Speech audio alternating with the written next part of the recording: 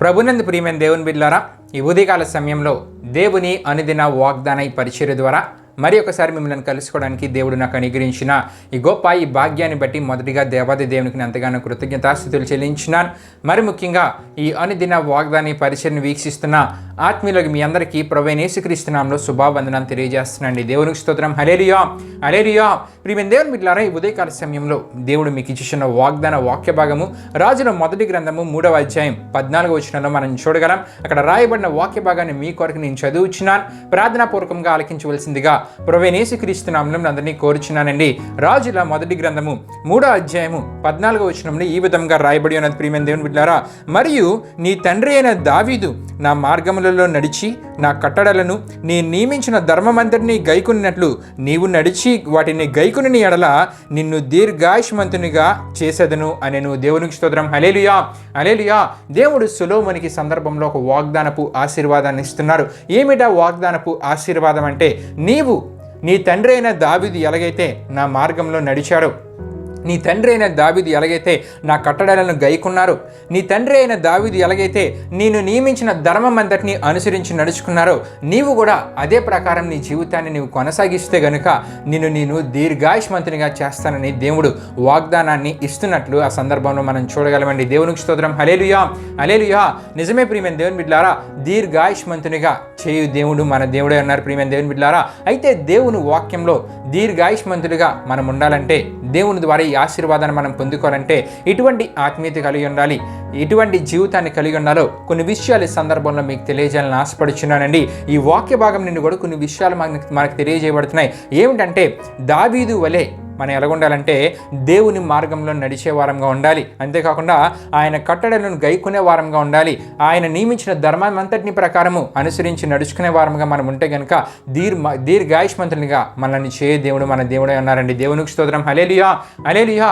ఇవే కాకుండా ఇంకా దేవుని వాక్యంలో మనం చూసుకుంటే కనుక ప్రియమైన దేవుని బిడ్డలారా, మొదటిగా నిర్గమకాండము 20వ అధ్యాయం 12వ వచనంలో ఒక విషయం మనకు కనబడుతుంటుంది. ప్రియమైన దేవుని బిడ్డలారా, అక్కడ ఏమని రాయబడి ఉంటుందంటే, నీవు దీర్ఘాయుష్మంతుడు అగునట్లు నీ తండ్రిని నీ తల్లిని సన్మానింపుము అని అక్కడ మనం చూడగలం. అంటే నీ దేవుడైన యెహోవా నీకు అనుగ్రహించు దేశంలో నీవు దీర్ఘాయుష్మంతుడు అగునట్లు నీ తల్లిని తండ్రిని సన్మానించుము అని నిర్గమకాండం 20వ అధ్యాయం 12వ వచనంలో మనకు కనబడుతుందండి.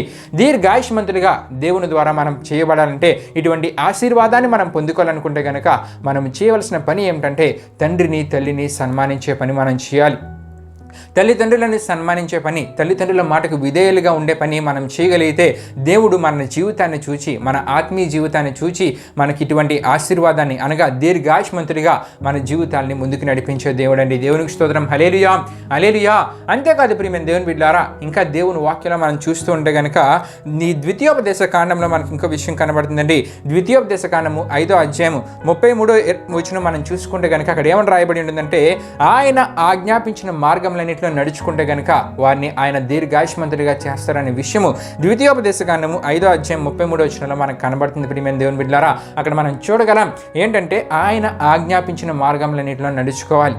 ఆయన ఏదైతే మార్గం ఆయన ఎలాగైతే జీవించమన్నారో, ఇటువంటి జీవితాన్ని కలిగి ఉండమన్నారో అటువంటి జీవితాన్ని కలిగి మనం జీవించగలిగితే ప్రియమైన దేవుని బిడ్డలారా, దేవుడు దీర్ఘాయుష్మంతుడిగా మనల్ని చేస్తారంట. దేవునికి స్తోత్రం. హల్లెలూయా హల్లెలూయా.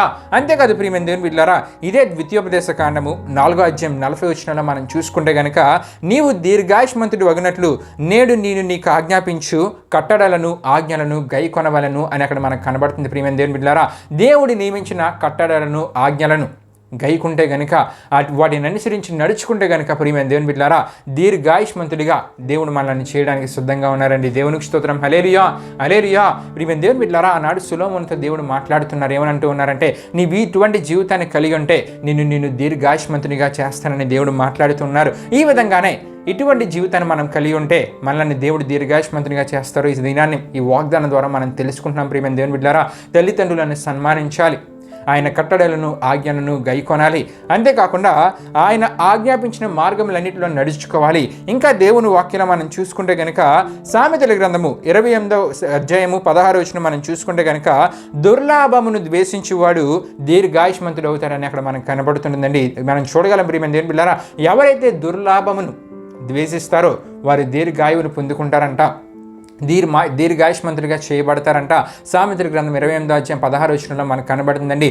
దుర్లాభమును ద్వేషించే వారంగా మనం ఉండాలంటే చెడు మార్గాలను విడిచిపెట్టాలి. చెడు ఆలోచనలు అంటే అటువంటి పనులు చేయడానికి అటువంటి ఆలోచనలను మనం విడిచిపెట్టగలగాలి.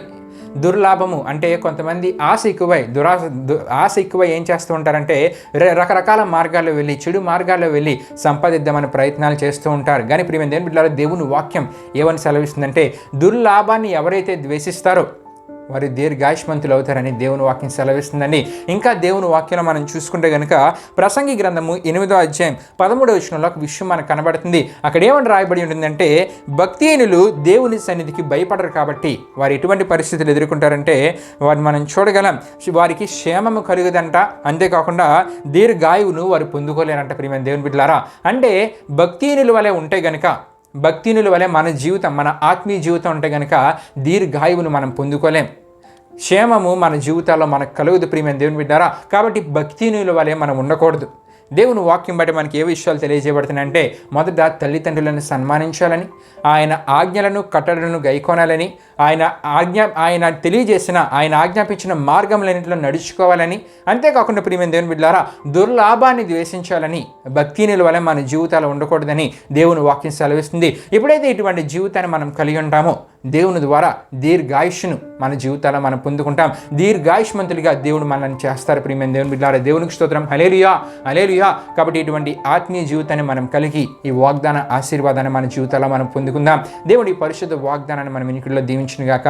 ఆమేన్. ప్రియమైన దేవుని బిడ్డలారా, ఈ వాగ్దాన కార్యక్రమాన్ని ముగింపు అంతా మనం ముగించుకుందామండి. అందరూ కళ్ళు మూసుకొని తల ఉంచుకుని ప్రార్థన నాతో పాటు ఏకీవించవలసిందిగా ప్రభువైన యేసుక్రీస్తు నామములో అందరినీ కోరుచున్నాను. ప్రార్థన చేసుకుందాం. మహిమా స్వరూపమైన మా ప్రభువా, జీవాధిపతి యేసయ్యా, నీ ఘనమైన నామానికే మహిమ ఘనత ప్రభావం చెల్లించున్నాం దేవా.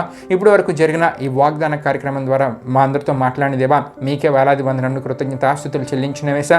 మరి మంచి వాగ్దానాన్ని ఇది నాన్న మాకు తెలియజేసిన దేవా, మరి దీర్ఘాయుష్మంతుడిగా నీవు ఇచ్చడానికి సిద్ధంగా ఉన్న దేవా. అయితే ఎటువంటి ఆత్మీయత కలిగి ఉండాలో ఈ వాగ్దానం ద్వారా మా అందరికీ తెలియజేసిన దేవా. ఈ వాగ్దానాన్ని విన్న ప్రతి ఒక్కరు ఇటువంటి ఆత్మీయ జీవితాన్ని అనగా తల్లిదండ్రులను సన్మానించేవారుగా, దుర్లాభాన్ని ద్వేషించేవారుగా, భక్తినుల వలె వారి జీవితాలు ఉండక జీవితాలు నీ ఆజ్ఞలను అనుసరించి నడుచుకుంటూ నీవు కోరే ఆత్మీయ జీవితాన్ని కలిగి ఈ వాగ్దాన ఆశీర్వాదాన్ని వారి జీవితాల్లో పొందుకున్నారని మీరు కార్యం జరిగించండి. ఈ వాగ్దానాన్ని విన్న ప్రతి ఒక్కరు మీరు దీవించండి, ఆశీర్వదించండి. దినాన్ని వారు చేస్తున్న ప్రయాణాల్లో పనులంట్లు తోడుగుని ముందుకు నడిపించమని మీకే వేలాది వందనములు కృతజ్ఞత ఆస్తుతులు చెల్లిస్తూ యేసు పరిశుద్ధ నామమున అడిగి వేడుకొనుచున్నాం తండ్రి. ఆమేన్. యేసు రక్తమే జయం, ప్రభేసు రక్తమే జయం, ప్రభేసు రక్తం సంపూర్ణమైన విజయం. అపవాది క్రియలకు అంత నాశనం కలుగునుగాక. ఆమేన్.